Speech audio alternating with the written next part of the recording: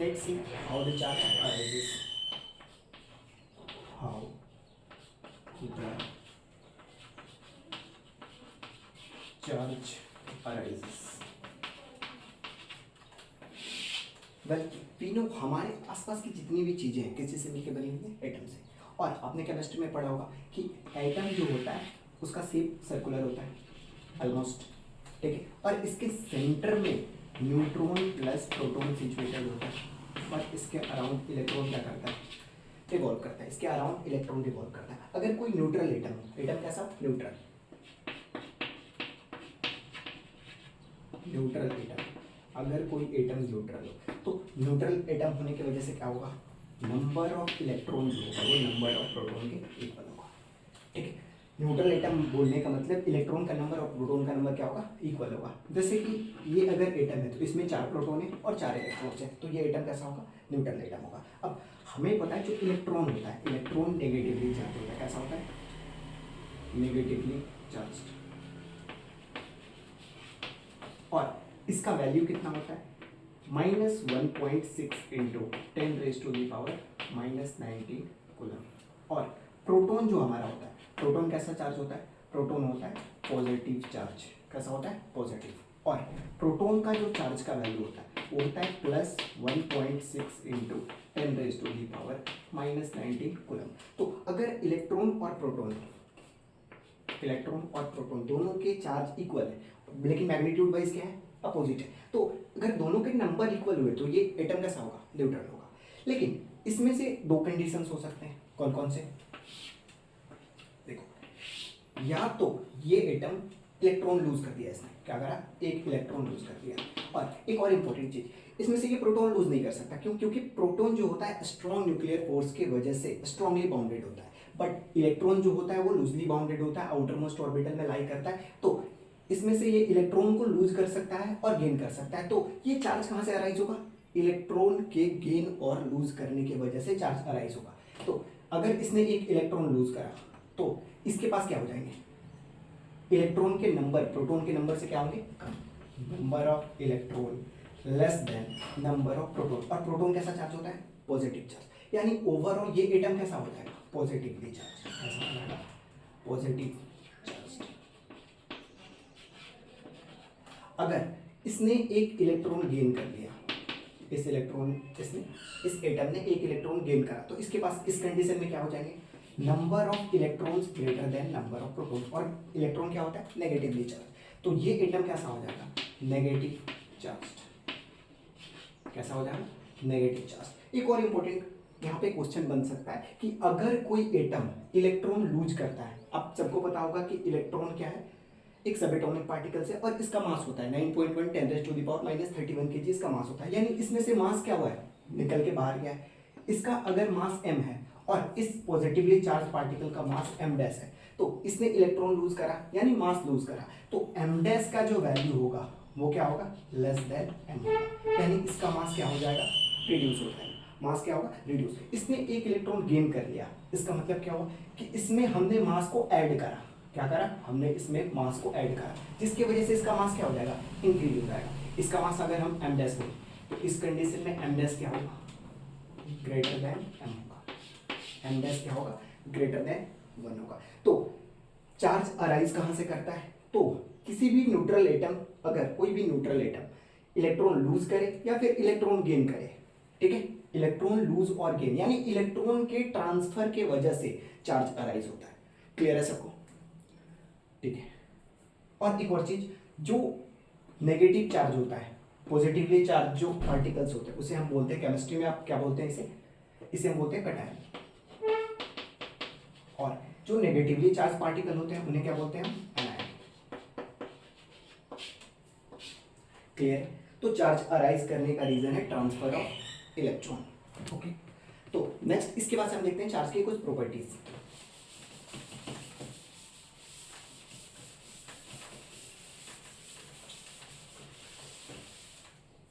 properties of charge.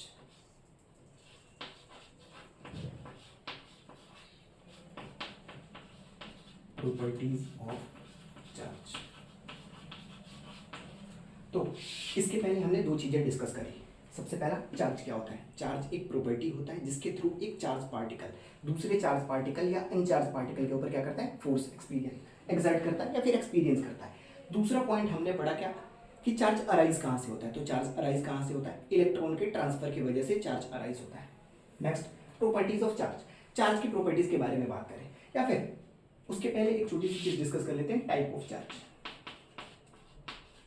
Type of charge, तो देखो charge का कोई टाइप नहीं होता है, ठीक है। हमने अपने कन्वीनियंस के लिए इसको दो पार्ट में डिवाइड कर लिया है। एक को बोलते हैं हम लोग पॉजिटिव चार्ज और दूसरे को बोलते हैं नेगेटिव चार्ज, ठीक है। तो चार्ज कितने तरह के होते हैं? दो तरह के, एक पॉजिटिव चार्ज, एक नेगेटिव चार्ज। एक्चुअल में ये हमने अपने कन्वीनियंस के लिए इसको हमने खुद से बनाया है, ठीक है। अब बात करते हैं प्रॉपर्टीज ऑफ चार्ज के बारे में। सबसे पहला प्रॉपर्टी, चार्ज कहां से अराइज होता है? तो इलेक्ट्रॉन के ट्रांसफर की वजह से। तो it arises due to transfer of electron. दूसरा, चार्ज दो तरह के होते हैं। अगर चार्ज दोनों सिमिलर हो, क्या हो? सिमिलर, एक जैसे हो, लाइक चार्ज हो। दो पॉजिटिव चार्ज को अगर हम पास में लेके आते हैं, एक पॉजिटिव चार्ज प्लस क्यू और दूसरा एक और पॉजिटिव चार्ज प्लस क्यू, तो चार्ज एक दूसरे के ऊपर रिपल्सिव फोर्स अप्लाई करते हैं। या फिर अगर हम दो माइनस क्यू चार्ज को लेके आए, माइनस क्यू और माइनस क्यू, ये दोनों चार्ज लाइक चार्जेस एक दूसरे को क्या करते हैं? रिपेल करते हैं। तो next property, like charges repel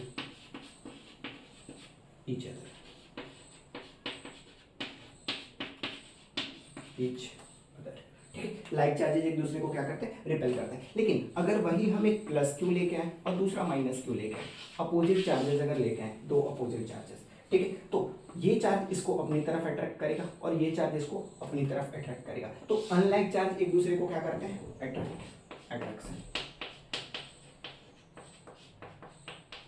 attraction, और लाइक चार्जेस एक दूसरे को रिपेल, और इस फेनोमेना को बोलते हैं रिपल्सन। इस इवेंट को बोलेंगे हम रिपल्सन। क्लियर है? तो पहला, ये इलेक्ट्रॉन के ट्रांसफर की वजह से आता है। दूसरा, चार्ज लाइक चार्जेस एक दूसरे को क्या करते हैं? रिपेल करते हैं, और अनलाइक चार्जेस अट्रैक्ट करते हैं। अनलाइक चार्जेस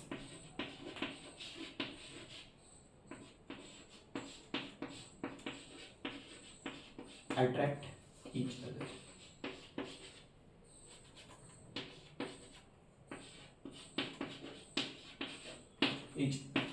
अनलाइक चार्जेस एक दूसरे को अट्रैक्ट करते हैं। नेक्स्ट, थर्ड प्रॉपर्टी है, चार्ज एक इंट्रिंसिक प्रॉपर्टी है। क्या है? चार्ज एक इंट्रिंसिक। देखते हैं इंट्रिंसिक क्या होता है पहले। Charge is an intrinsic property. Intrinsic property, intrinsic बोलने का मतलब एक प्रॉपर्टी होता है जिसके थ्रू कोई भी ऑब्जेक्ट उस प्रॉपर्टी को तभी शो कर सकता है जब उसके पास कैरियर हो। कैरियर मतलब चार्ज को एग्जिस्ट करने के लिए कुछ ना कुछ एग्जिस्ट करना चाहिए। जैसे चार्ज का कैरियर क्या होगा? मास। अगर कोई मास हो तभी चार्ज एग्जिस्ट कर सकता है। तो चार्ज एक इंट्रिंसिक प्रॉपर्टी है, मतलब चार्ज का कैरियर क्या होता है? मास होता है। मास को हम इंट्रिंसिक बोल सकते हैं क्या? मास को होने के लिए क्या चार्ज होना जरूरी है? नहीं। तो मास कैसा प्रॉपर्टी होगा? एक्सट्रिंसिक। तो चार्ज कैसा प्रॉपर्टी है? Intrinsic property. इसका मतलब it need a carrier, it need a carrier. इसे किस चीज की जरूरत पड़ेगी?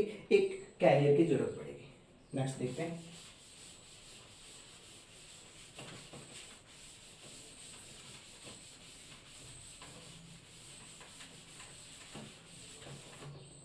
तो चार्ज का कैरियर कौन सा होता है? कैरियर मास। मतलब चार्ज तभी एग्जिस्ट करेगा जब क्या हो? मास हो। और ऐसा क्या हम बोल सकते हैं क्या कि मास का जो कैरियर है, मास का जो कैरियर है वो चार्ज है। मतलब कि मास तभी एग्जिस्ट करेगा जब चार्ज हो, तो ऐसा पॉसिबल नहीं है। तो ये स्टेटमेंट क्या है? गलत है। तो चार्ज का कैरियर क्या होता है, मास। इसका मतलब चार्ज एक इंट्रिंसिक प्रॉपर्टी है। नेक्स्ट चार्ज की प्रॉपर्टी देखते हैं। चार्ज जो होता है वो क्वांटाइज्ड होता है। क्या होता है, क्वांटाइज्ड होता है। जैसे अगर हम बात करें, हमारे आसपास पैसे की बात करते हैं, हमारे आसपास जो पैसा चलता है उसका मिनिमम वैल्यू कितना होता है, 1 रुपये, उसका मल्टीपल 2 रुपये, 3 रुपये, 4 रुपये। तो क्वांटाइज्ड होने का मतलब हुआ कि कोई भी चार्ज या फिर कोई भी पैसा जो एग्जिस्ट करेगा उसका मिनिमम वैल्यू वो 1 का मल्टीपल होगा। क्या होगा, 1 का मल्टीपल। वैसे ही सिमिलरली चार्ज क्या होता है, क्वांटाइज्ड होता है। मतलब चार्ज जो होगा वो किसी एक वैल्यू का इंटीग्रल मल्टीपल होगा। मतलब ऐसा पॉसिबल है कि 2.5 रुपये एग्जिस्ट करे, तो ऐसा पॉसिबल नहीं है 2.5 रुपये एग्जिस्ट करे। वैसे ही चार्ज जो होता है वो क्वांटाइज्ड होता है और उसका मिनिमम जो वैल्यू होता है वो होता है चार्ज ऑफ इलेक्ट्रॉन। क्या होता है, चार्ज ऑफ इलेक्ट्रॉन। इलेक्ट्रॉन के चार्ज के मल्टीपल्स में चार्ज एग्जिस्ट करता है। क्यों, क्योंकि हमने अभी देखा चार्ज किसकी वजह से अराइज होता है, इलेक्ट्रॉन की वजह से। और सबसे smallest charge particle electron exist करता है। जैसे सबसे स्मॉलेस्ट पैसा 1 रुपीज एग्जिस्ट करता है, वैसे ही सबसे स्मॉलेस्ट चार्ज ई एग्जिस्ट करता है। तो यहां से हम बोल सकते हैं चार्ज इज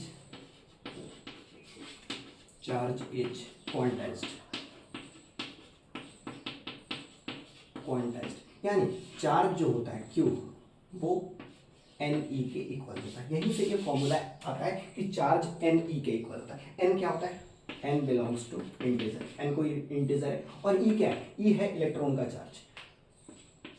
1.6 इंटू 10⁻⁻19 कूलम। ठीक है, हमने एक चीज डिस्कस और नहीं करा था, चार्ज एक स्केलर क्वांटिटी है। ठीक है, पहले इस पे आ जाते हैं, इस पे एक क्वेश्चन देख लेते हैं।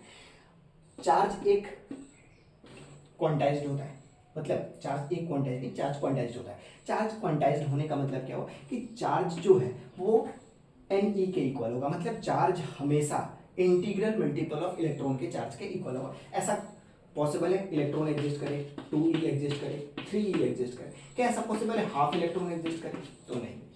ये चार्ज एग्जिस्ट करेगा, ये चार्ज एग्जिस्ट नहीं करेगा। 5.2 इलेक्ट्रॉन एग्जिस्ट करे तो ये भी पॉसिबल नहीं है, क्योंकि n क्या होना चाहिए, हमेशा integral multiple. n belongs to i मतलब इंटीजर। i एक इंटीजर होना चाहिए, मतलब charge integral multiple of electron के चार्ज के इक्वल होता है। चलो नेक्स्ट एक क्वेश्चन देखते हैं।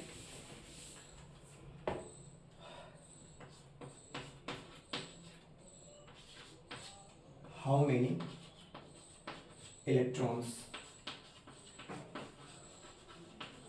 are there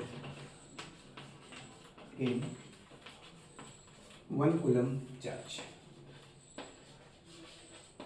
एक कूलम चार्ज में कितने इलेक्ट्रॉन एग्जिस्ट करते हैं? तो हमें पता है चार्ज क्वांटाइज्ड होता है, Q किसके इक्वल होता है, N इंटू E के। और N का वैल्यू क्वेश्चन में कितना गिवन, 1 कूलम चार्ज है N। और हमें पता है चार्ज ऑफ इलेक्ट्रॉन कितना होता है, 1.6 इंटू 10⁻⁻19। यहाँ से हम लिख सकते हैं N इक्वल्स टू 1/1.6 इंटू 10⁻⁻19।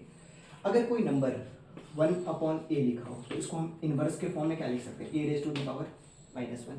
वैसे ही सिमिलरली अगर a⁻⁻1 लिखा हो तो क्या लिख सकते हैं, a-1 ऑफ -1। और ये किसके इक्वल हो जाएगा, a के।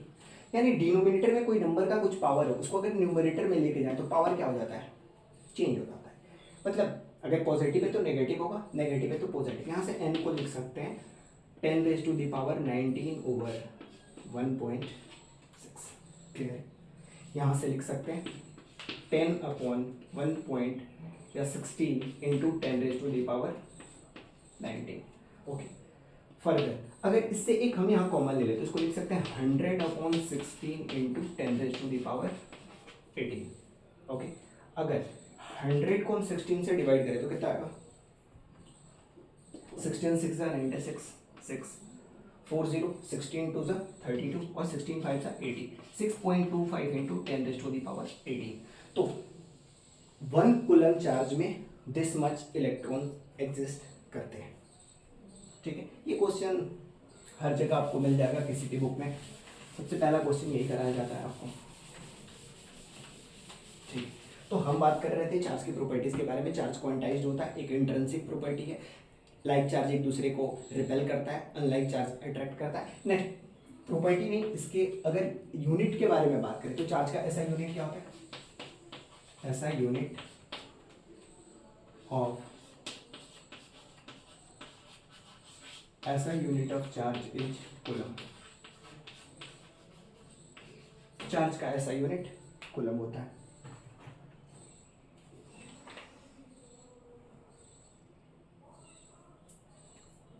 ठीक है, चार्ज का जो ऐसा यूनिट होता है वो क्या होता है, कूलम होता है। नेक्स्ट पॉइंट के बारे में बात करें तो अगर किसी ऑब्जेक्ट को टेस्ट करना हो कि वो पॉजिटिवली चार्ज है या नेगेटिवली चार्ज है तो हम रिपल्सन को कंसिडर करते हैं।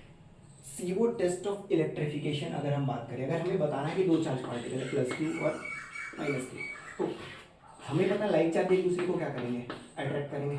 हम इससे ये नहीं बता सकते कि दोनों में से कौन किस तरह के चार्ज पार्टिकल्स हैं, लेकिन अगर दोनों चार्ज पार्टिकल सिमिलर हैं तो ये एक दूसरे को क्या करेंगे, रिपेल करेंगे। तो इससे हम ये बता सकते हैं कि दोनों चार्ज पार्टिकल क्या है, सिमिलर है। इससे हम नहीं बता सकते कि चार्ज पार्टिकल्स कैसे हैं, लेकिन इससे एक पॉइंट तो बता सकते हैं कि दोनों चार्ज पार्टिकल्स क्या सिमिलर है। तो ट्रू टेस्ट ऑफ इलेक्ट्रिफिकेशन क्या है, repulsion.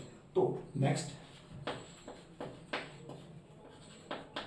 Repulsion is true test of electrification.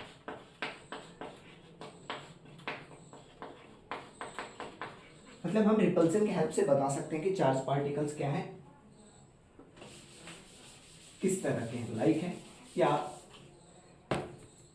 Like नहीं है। ठीक है, नेक्स्ट, चार्ज का ऐसा यूनिट कूलम होता है। Repulsion true test of electrification है। नेक्स्ट पॉइंट, किसी आइसोलेटेड सिस्टम का जो चार्ज होता है वो कंजर्व रहता है, मतलब चार्ज लॉ ऑफ कंजर्वेशन को फॉलो करता है। कंजर्वेशन ऑफ चार्ज हमेशा वैलिड है accept in case of relativistic mechanics. अगर कोई स्पीड ऑफ लाइट के कंपेरेबल से मूव करे तो आप सबको पता है मास एनर्जी में कन्वर्ट हो जाता है, उस कंडीशन में ये वैलिड नहीं होगा। ओके, तो नेक्स्ट,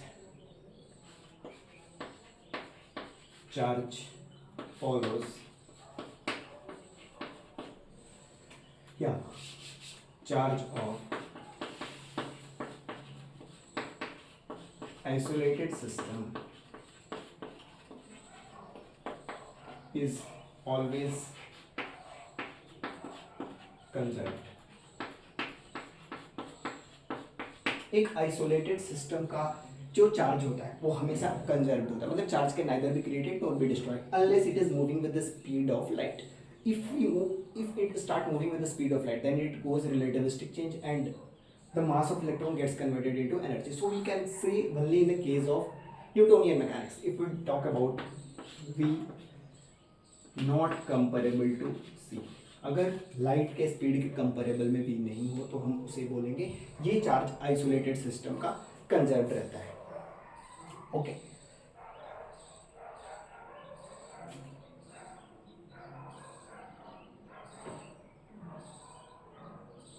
एक और लास्ट प्रॉपर्टी है चार्ज का।